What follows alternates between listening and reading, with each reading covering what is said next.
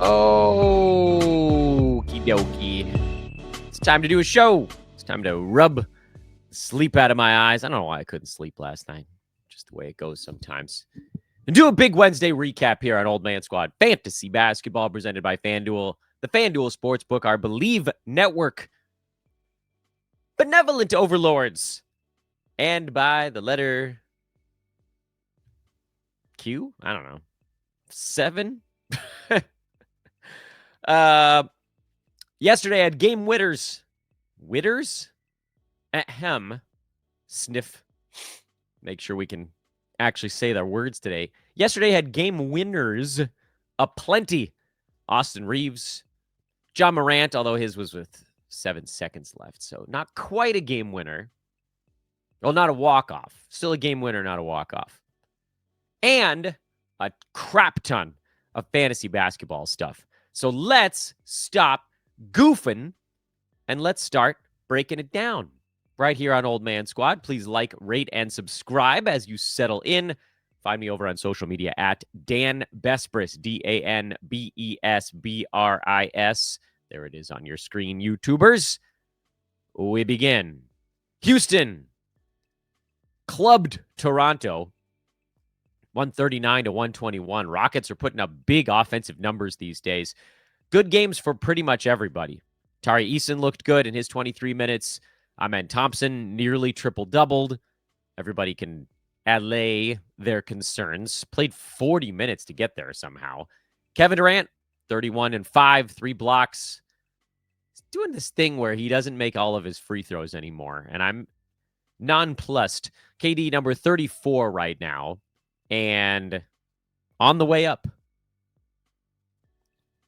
It's only at 17 shots a game to get to number 34. I think it's going to be a pretty good year. Şengün looking good, nearly triple-doubled. Steven Adams had a double-double in 20 bench minutes, but you can cut him. He's not going to get it done in 20 bench minutes. And Jabari Smith Jr. has been a revelation so far this year. He's top 50. Should be on all rosters. Should have been after the first game of the year. Reed Sheppard is the one I get a lot of questions about. I'm not a big Reed Sheppard guy. I talked about how I was not drafting him near the edge of the top 100 during the run-up to the season, because I liked him at 150, and I don't want to say nothing to do with him at 104. There were just other guys I liked in there, like his teammate Tari Eason, for one, who also, again, got off to a bad start, but he's starting to come around. Not that Eason's been some sort of world beater, but Drew Holiday was going in there. Toumani Camara was going in there.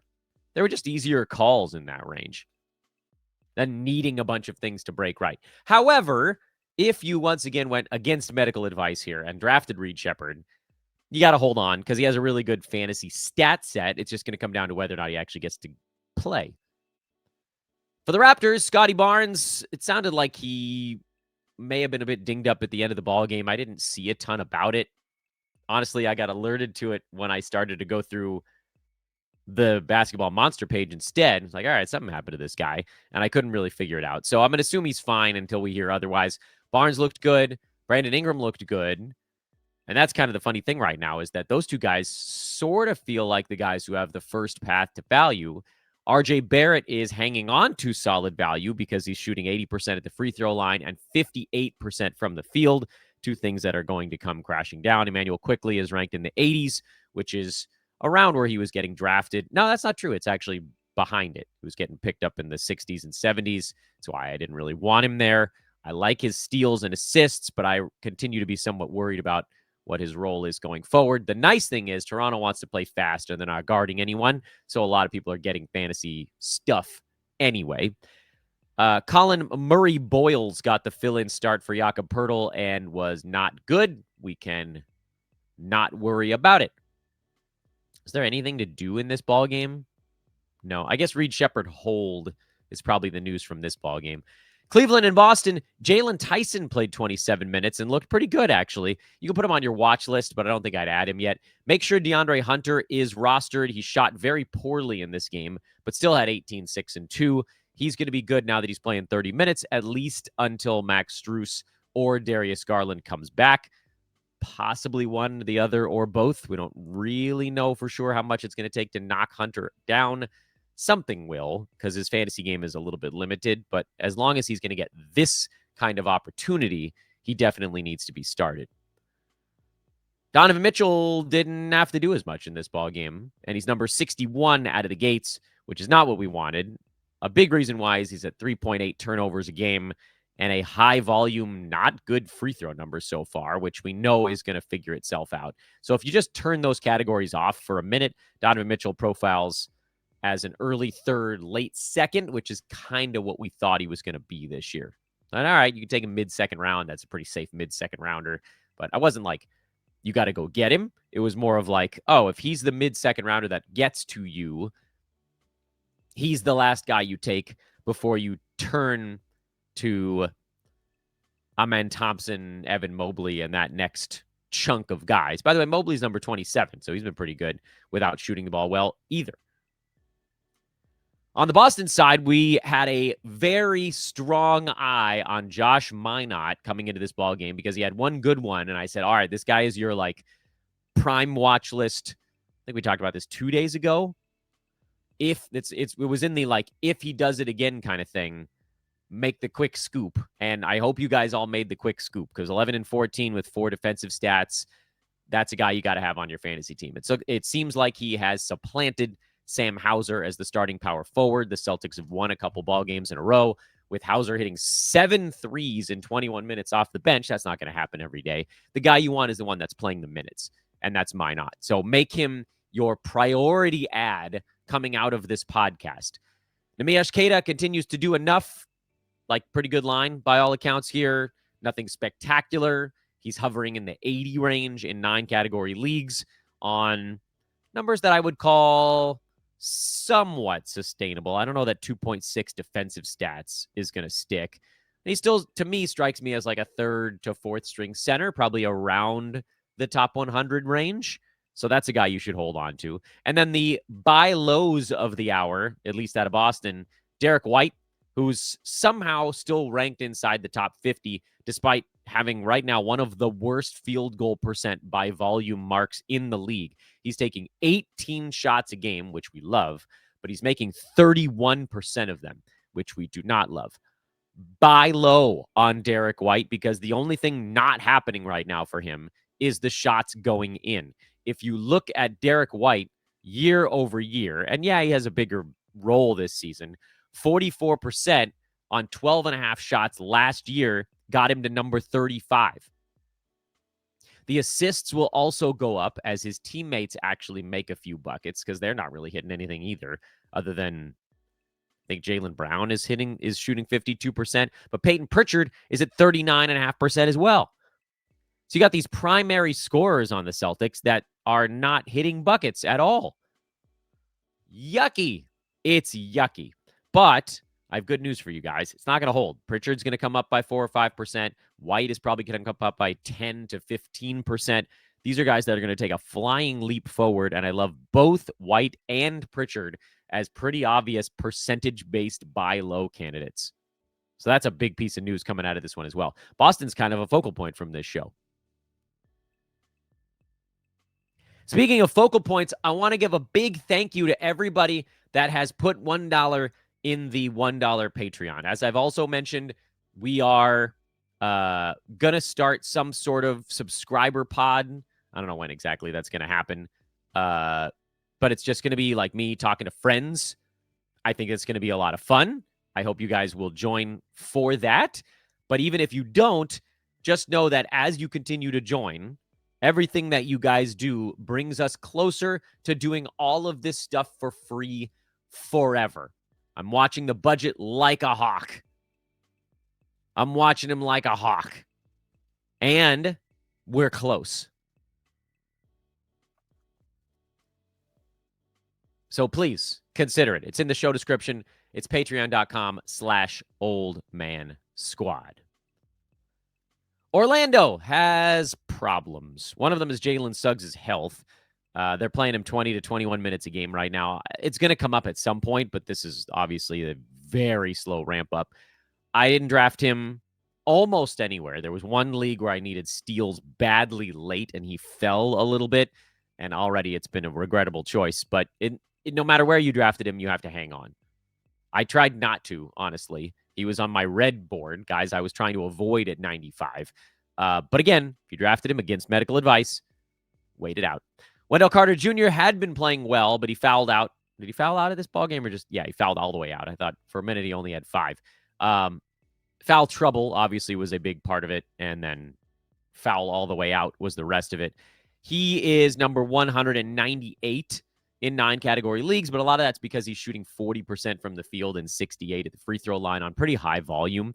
If those numbers come back to pretty close to kind of league average, like he's generally a fine, 50, high 70s kind of combo dude, he would be 4th center in a good case scenario. We do have another buy low from this game. It's not Wendell Carter Jr. It's Desmond Bane, who I wasn't ultra high on, but I thought Bane would be a perfectly reasonable 4th round pick. So I had him in light green as a 4th rounder.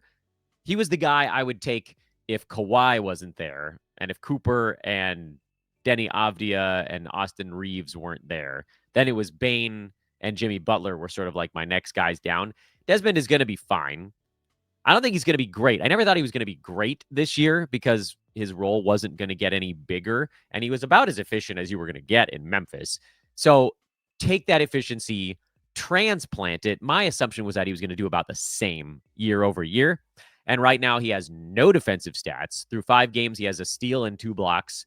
That's obviously going to come up. He's shooting 43.5% from the field. That's a number that's also likely to come up. How far, we don't really know, but last year, he was at 1.6 combined defensive stats per game and 48% from the field. And if we assume that things get anywhere close to that this season, his rank will shoot up the board by quite a bit because he's only right now at 0.6 defensive stats per game. And again, we're 5 games in, so it's a pretty easy, like all he needs is to have a 3 steal, 2 block game, and he's basically all the way caught up. And then he's going to go flying up the board. But right now, he's number 174. It's been ugly. His usage is about the same year over year. So expect Bane to get back in that top 50 range. I think you could get him for something cheaper than that. That's one of the main points from this one as well. We're going to do a buy low, sell high show coming up here, so you don't have to remember all of it, but take note. Cade, finally a good ball game out of Cade. He'd been doing a decent number of the counting stats, but he was doing a very poor job at everything else. This is the kind of thing we're talking about. Cade Cunningham, 6 defensive stats. All of a sudden, he went from having very few to having a perfectly normal amount. Now he's at 10 defensive stats for the season. He was at 4 through 4 ball games, and now he's at 10 through 5. So all of a sudden, defensive stats look good. He's still shooting sub 40% from the field. That's holding his value down right now, and the 4.4 turnovers aren't helping, but you knew that was going to be ugly. He was always an 8-cat punt type of guy. It was just nice to see him start moving in the right direction. I've been very impressed with Tobias Harris so far. He's not shooting that great at 42%, but he's been pretty involved. And maybe it's the Jaden Ivey absence, or maybe it's the fact that the floor spacers this year, vis-a-vis Duncan Robinson, are not as offensively aggressive as Tim Hardaway Jr. and Malik Beasley were, but it has left shots for Toby. And so Harris looks pretty good, better than expected. He was always a guy I liked going super late. Nobody wanted Tobias Harris. He just kept falling in draft boards, ended up going at 110. I had him in light green at 117, and then I uncolor-coded him for some reason, but he's a perfectly reasonable grab at 110. High floor, low ceiling guy. Jalen Duren finally didn't get into foul trouble, and he played 33 minutes. This is what I'm talking about. Jalen Duren, they want to get his minutes up this year from 27. The target is to get him up to 30 if he can play good position defense. And so far this year, Duren is number 72 in 22 and a half minutes per game because of foul trouble and an ejection. He is on pace to where if he plays 30 minutes a ball game, he'll be a top 40 center. And it's why he was one of my favorite 5th round picks. All those shows I did where I was like, who do you draft in the 5th round? Jalen Duren, bright neon green. Asar Thompson's been pretty good so far this year as well. He's got the problems that you'd expect. Bad free throw number. The field goal is going to come up, and that's how he's going to push inside the top 100. I would think the steals and blocks probably come up a little bit as well. The big thing here is that he's around 28 minutes a ball game. That's all you really wanted. Everything else is going to level off. And I don't think there's any real buy lows to do with Asar Thompson. Hey, guys, remember to hit that subscribe button if you made it to this part of the show. YouTubers like it. Apple, Spotify, you guys are obviously my favorites because traditional pod listens pay the best out of everything. As, again, we try to hit all of these markers where I can pay for all of my childcare just doing free fantasy sports crap, which this is the best. Check out the show description for more information on all that stuff. I took some of our sponsor links out because I think they had only paid to sponsor up until the start of the season, but you can obviously check them out as well. The main stuff is the Patreon, which is $1. And it's nothing. I know. It feels like nothing to all of you that are hearing it, but if a crap ton of you do it, then it's not nothing anymore.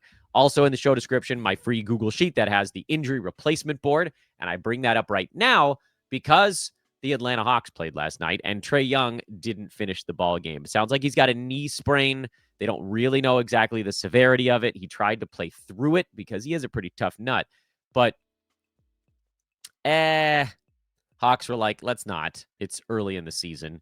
Trae, by the way, with this artificially depressed number of minutes in this ball game, is number 150 in 9-cat. And you guys know he was the guy I said avoid in the first round because I hate the guard build.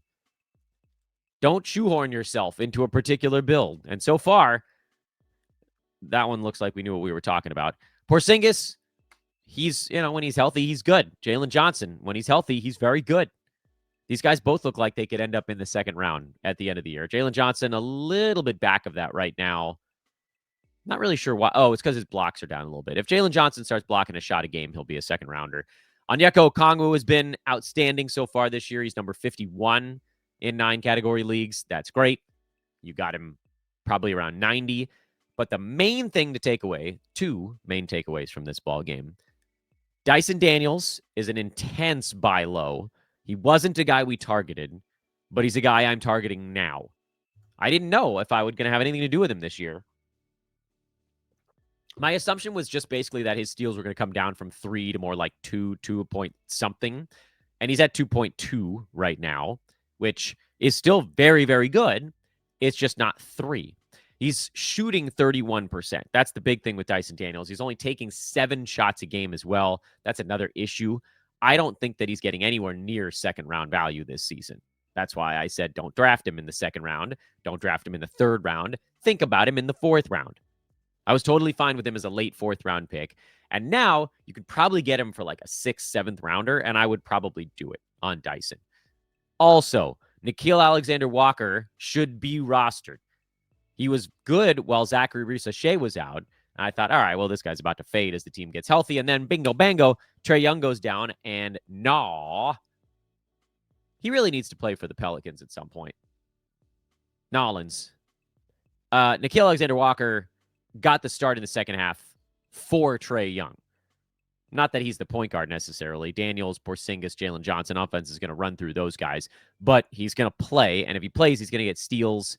And he's going to score a bit. And he's a good foul shooter. Not a great field goal percent guy.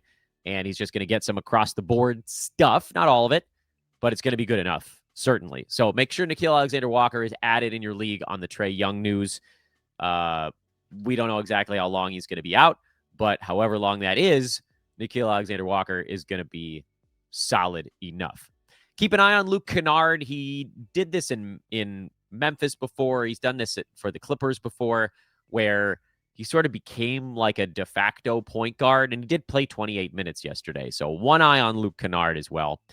Brooklyn, this is exactly what you expect. Cam Thomas takes a lot of shots. Sometimes they go in. Michael Porter Jr. takes a lot of shots. They more often go in.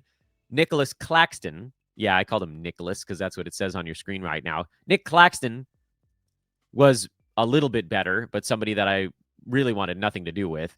And like this whole team is such a mess. Claxton is 158 so far this year. MPJ's 56. Cam Thomas is 182nd because of that god-awful field goal percent and no defensive stats. This team's going to be a train wreck all year. If you went MPJ, you did it knowing he wasn't going to play the end of the season, and there are going to be a lot of rest days in there. Cool. I wouldn't touch anyone on the Nets in head-to-head. I took MPJ in one games cap spot where he fell to 80, I think. And I was like, well, now I kind of have to because, like, he's going to be good for 3 months. That's worth it to me. I hate the Nets. It's why I didn't cover them during our preseason run-up. And I don't think you should get involved with almost anybody on this team unless you absolutely have to. Speaking of teams that suck, your Sacramento Kings got a good game out of Zach LaVine. Domantas Sabonis finally had 6 assists. He looked a little bit more like himself.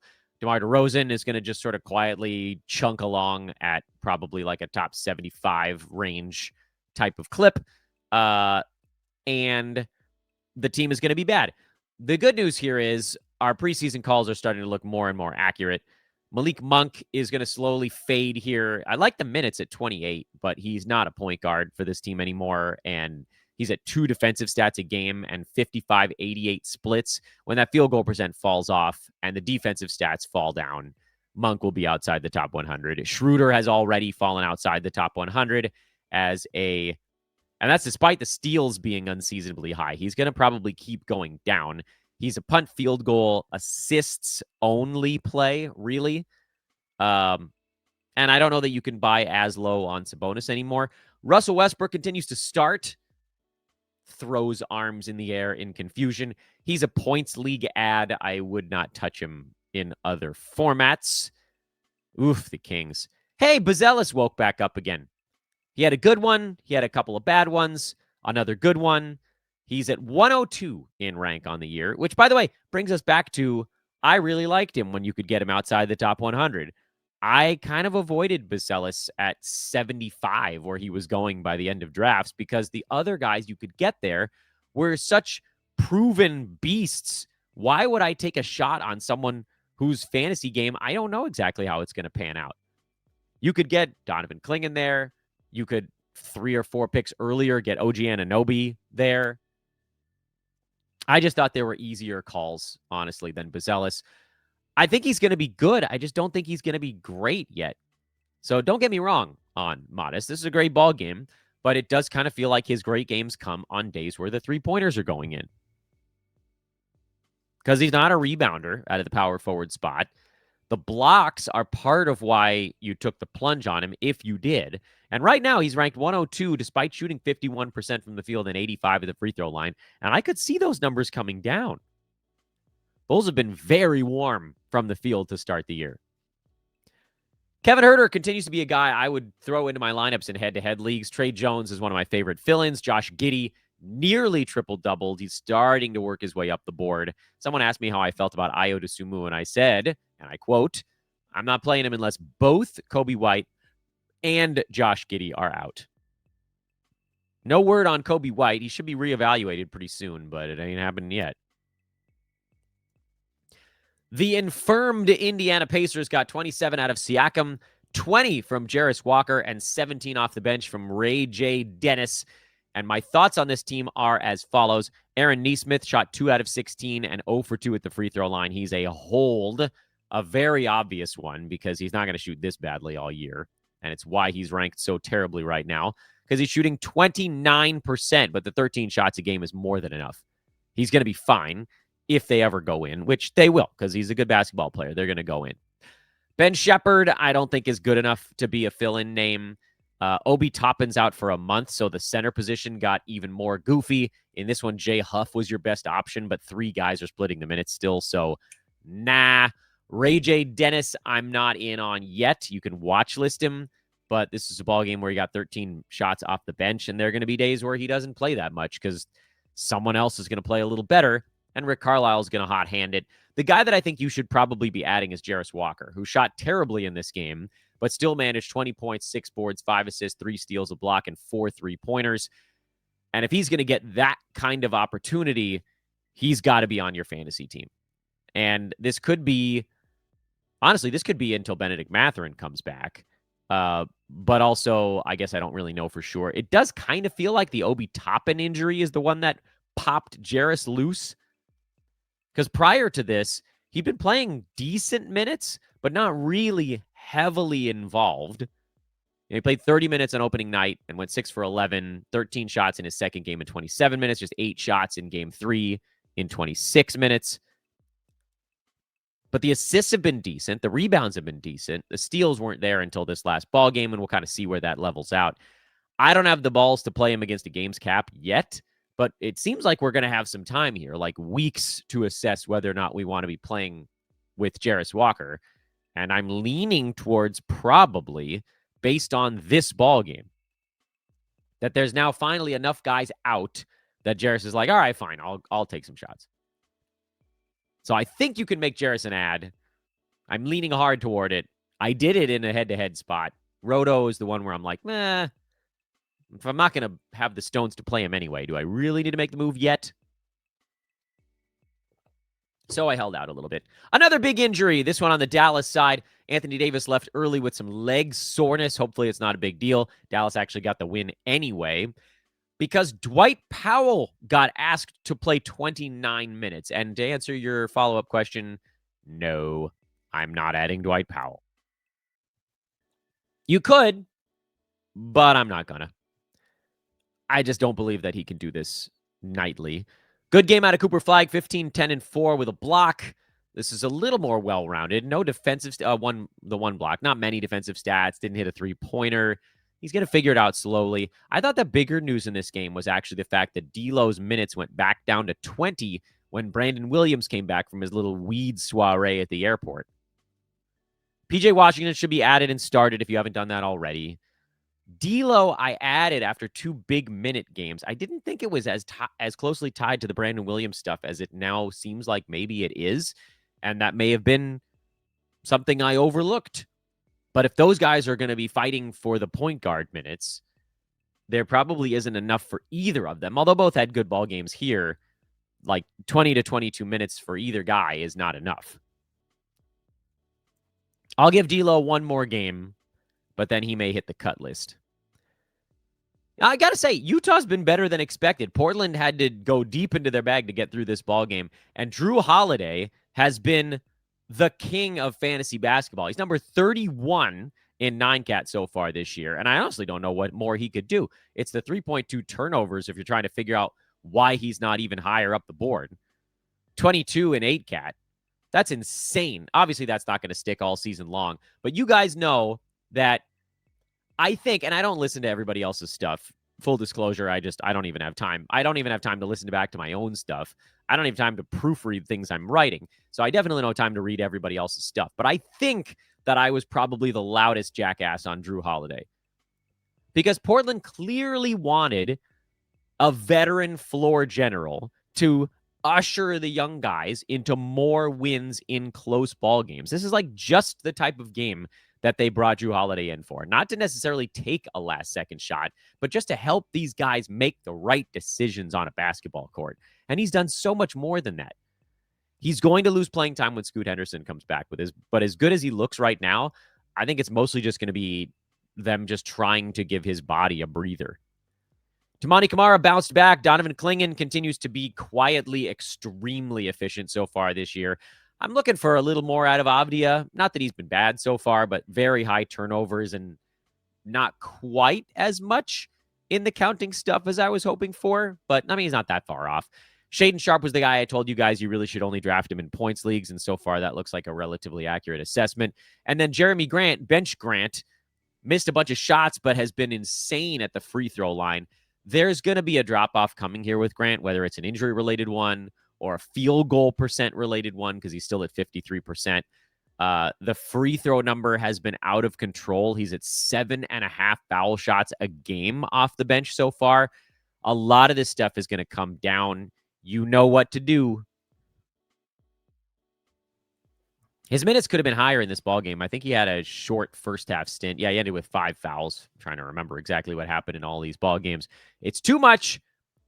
Utah side, Lauri Markkanen has decided that this year he's going to be good Markkanen again. And he's number 6 across all of fantasy basketball. And frankly, like the 38 minutes, probably going to come down. The 50%, 51% shooting, probably going to come down a little bit. The 9 free throws a game, probably going to come down a little bit. But he's not, like, this isn't that different than the Markkanen we saw 2 years ago when he either wasn't playing hurt or wasn't told to just float through the year. So you're getting a Utah team that right now is honestly playing too well. They're competitive in almost every ball game, and at some point, they're going to have to make sure that they lose because this is not the season they want to be hard charging a deep playoff run, which isn't going to happen anyway. They're extremely well coached, which is a problem when you're tanking. And so now you got these guys putting up jumbo fantasy lines on a team that's not supposed to be this good. Lauri Markkanen is obviously a sell high, but what I don't know is how high you can get coming back. Like, you might be able to target somebody taken in the third round, and I would almost definitely do it. Walker Kessler's been great so far. An improvement at the free throw line to this point has been part of it, although that probably comes down. But he's also scoring, which is kind of unusual. He had 18 points again yesterday. He hit 3 threes. He's hit 6 in 4 games so far, while still shooting 75%. So Kessler, yeah, probably also comes down a little bit, but likely you drafted him in the, like Markkanen, you probably took him in the 60s, 70s range.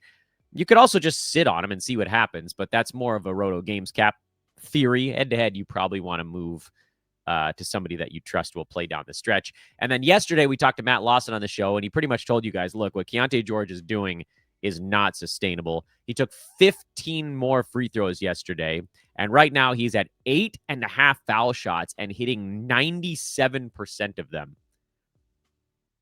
He's making a lot of contested twos. This is going to hit a wall.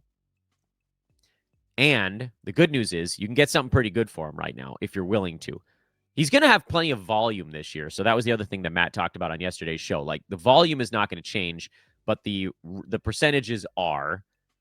And that's where you're going to see the drop off. If you're punting field goal, just have at it at this point. Like, there's no reason to move off of this guy. He was always a really good punt field goal target for your team. If you're not punting field goal and you've kind of semi-dodged a bullet so far with the fact that 42% is not that bad for him, and he's been so good in the other stuff, he's number 50 in 9Cat. Go try to get a top 50 guy coming back.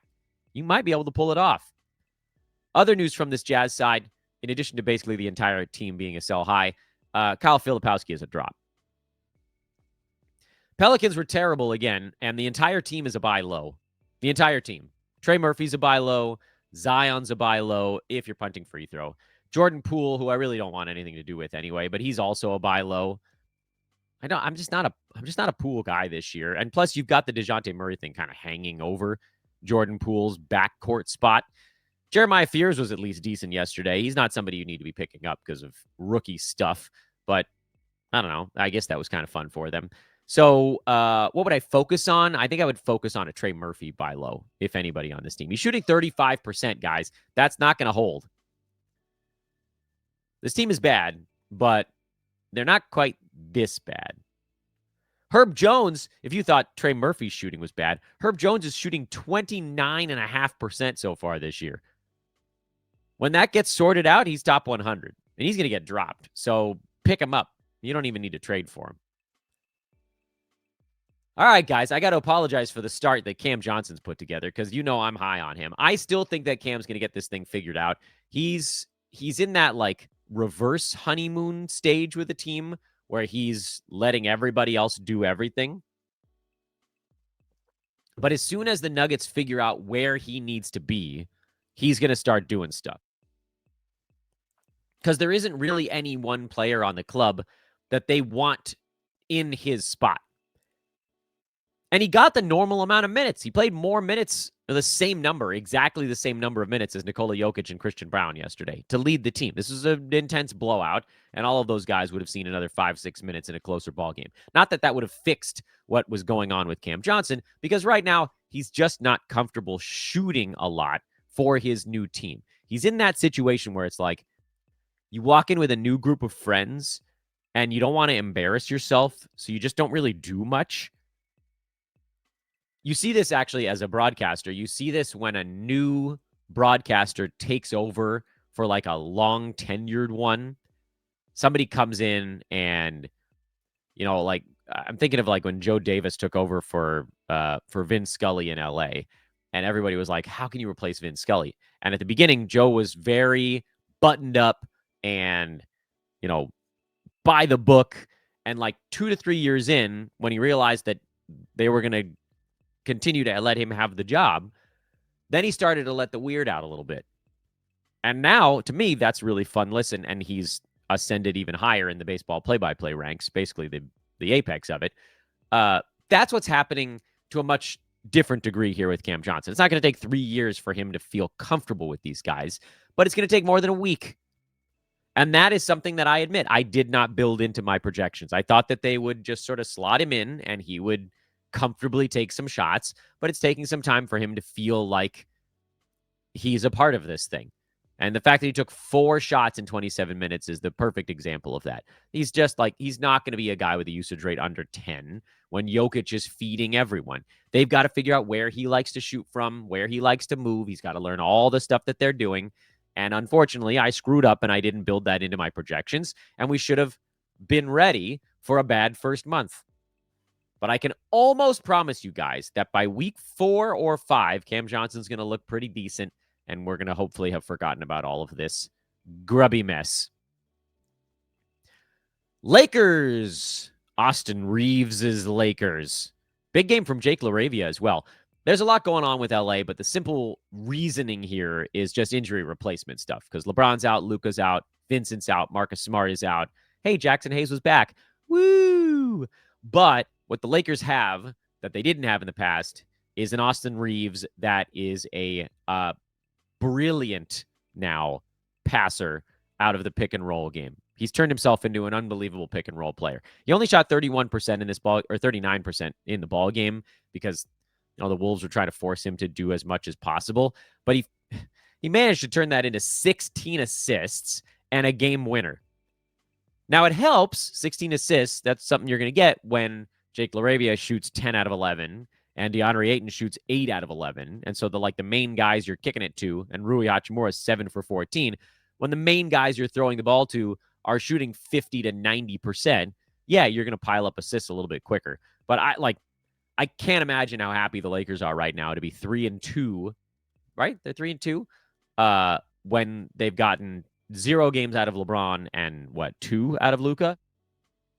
Pretty amazing that they've gone 2-1 without those guys so far. And I get it. The Wolves didn't have Anthony Edwards, but the Lakers are missing 2 superstars. So this is a pretty good win for them. As far as LaRavia goes, you can probably stream him while everybody is out. He's going to go back to being a little bit of an afterthought when Smart comes back and Luka comes back and LeBron shows up at some point in November. But in the meantime, as long as all of those guys are out, Rui Hachimura, actually, I think he'll be fine basically until LeBron comes back. Vanderbilt, LaRavia are the 2 guys that I would likely stream with the whole team on the shelf. If even one of those guys comes back, and it probably will be Marcus Smart. No, it might be Luka first, actually. Luka and Smart are both, I assume, within about a week of coming back. They're hoping to have Luka back in the next couple of ball games. I don't think you play LaRavia and Vanderbilt anymore after that. Certainly when Luka comes back, the usage is going to completely vanish for these other guys. But for Smart, I do think that that's sort of his spot, and maybe Smart takes Vando's job and not LaRavia's. But with Luka around, it's just that's going to be too much. Good to see DeAndre Ayton kind of coming on as well. I think everybody just wants to see something amazing on day one, and that's not how it works. Sometimes it takes a minute.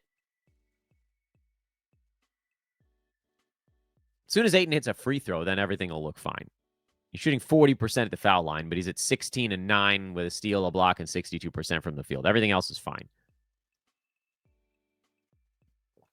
So, more injury replacements. Injury replacements in Minnesota have not exactly gone according to plan. DiVincenzo was a little better in this ballgame, but I still expected him to take more shots.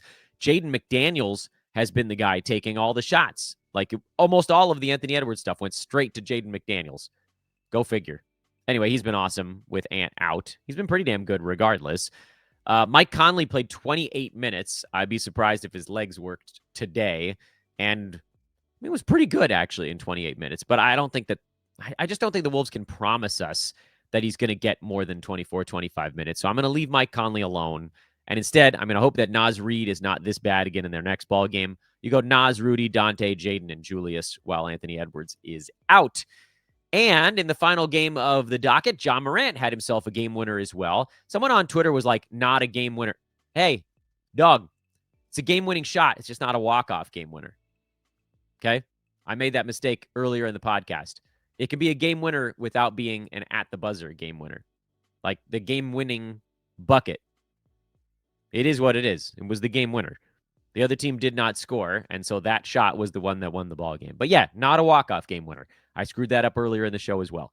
As far as Memphis Phoenix is concerned, Ja looks very good so far this year. Hopefully he doesn't play himself into an injury. It always happens, so I think we know it's sort of inevitable. JJJ was fine. But the others was really the interesting stuff here. Santi Aldama played 31 minutes, finally, but I need to see it again. So far this year, Aldama's at 11 and 8 with 2.4 defensive stats and a very bad free throw number. And technically that puts him inside the top 100. But also, I don't know how badly you want what he's done so far. I look at this team and I can't figure out why Aldama isn't getting more unless they just don't like him. And, by the end of the preseason, I had stopped drafting Aldama because they didn't let him do anything during the preseason. I have him in exactly 0 leagues. He's done a little more his last 2 ball games just from a usage standpoint. And we know he can put up good counting numbers. He can score, he can rebound, he can pass. He gets some steals, not as many blocks, but he gets a few blocks as well here and there. The issue was why isn't this guy playing 27, 28, 29 minutes a game with the team so unbelievably banged up? Still no Brandon Clark, still no Zach Edey. They finally turned him loose a little bit in this ball game, and hopefully it'll be the start of something. He's not on that many wires because a lot of people did draft him and wisely are waiting to see what happens. But if he's on your wire, I think you pick him up as a speculative ad. Cedric Coward, we talked about on our breakout real or not real episode yesterday with Matt Lawson. He talked about how with Coward, the efficiency's gonna be there. The issue is how much does he get to play on a nightly basis? And the 28 minutes here was a really good sign. So I would say probably put Coward on your team. Head-to-head, I see no real downside to having him on your club. Roto, you can put him on your team. I don't know that I would drop him into my lineup immediately because his minutes are not super consistent. And the steals and blocks, I think, are probably going to go down a bit. But the thing you're going to get is efficient scoring. He's a very, very, very efficient scorer. And that way you can kind of see how it goes. Mark Williams up to 28 minutes. Things are finally rounding into shape for Mark. If you drafted him, you should feel pretty good that it only took a week. It seemed like it was going to take longer than that. Now you just have to hope that he stays healthy. Royce O'Neal was the obvious fill-in play with no Dylan Brooks. Grayson Allen continues to be fine in this ballgame, mostly pretty good with no Jalen Green, who's getting close, by the way. Jalen Green's return is going to completely upend all of our plans for the Phoenix fill-in game. And what I would do, by the way, if you want to get out in front of it, and then we'll talk about Colin Gillespie in a second, is bench everybody that's not Booker or Mark Williams on the day that Jalen Green comes back. The only downside I see to that is if Jalen Green only plays 22 minutes. If we find out that he's on a strict minutes cap, you can probably keep playing these injury replacement names. But if we don't hear anything about a cap and he might get up to 25 or 26 minutes or something like that, I would put all of these guys on my Roto bench. Grayson Allen, Royce O'Neal, Colin Gillespie, Dylan Brooks, whoever you might have on your roster. Bench him in Roto while you see what the Jalen Green new setup actually is. Who's going to play? How much are they going to play? How many shots are they going to get? Because Jalen's going to come in and get 20 shots. Maybe not 20, 17, 18 shots behind Devin Booker.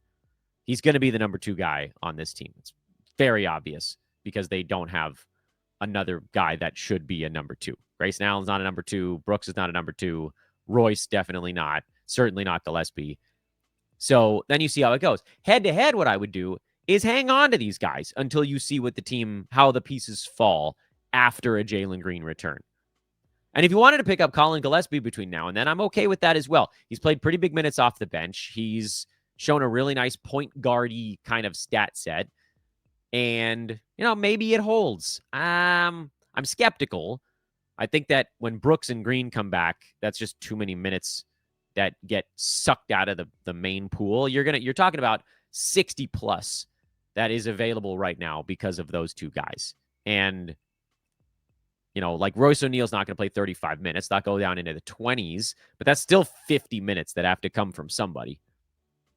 Brian Dunn will lose 7 or 8, and the deep bench guys will lose 5 to 10, and then probably Gillespie's going to lose 10.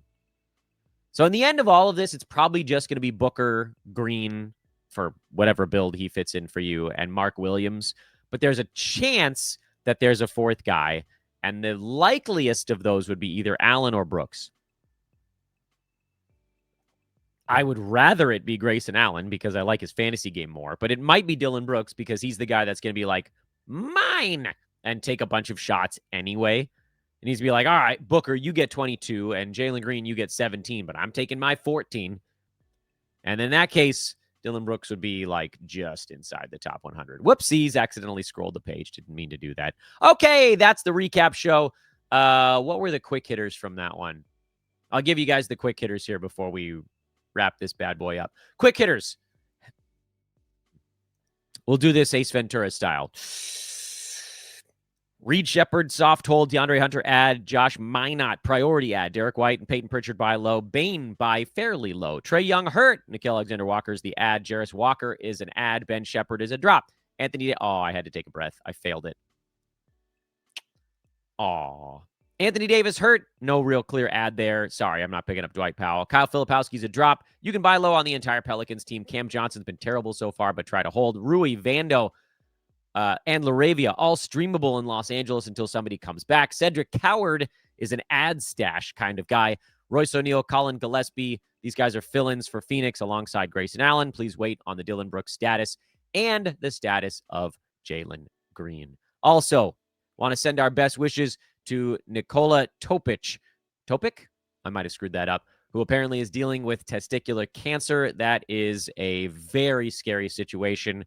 It sounds like the doctors are feeling positive about the outlook, but he is undergoing chemotherapy, and what we all thought was sort of like a silly little thing, a joke about his balls, is turning out to be very, very serious. So let's send our best to everybody around Nikola and the Thunder organization. Get well soon, bud. That sucks. Like a lot. Cancer is crap and scary.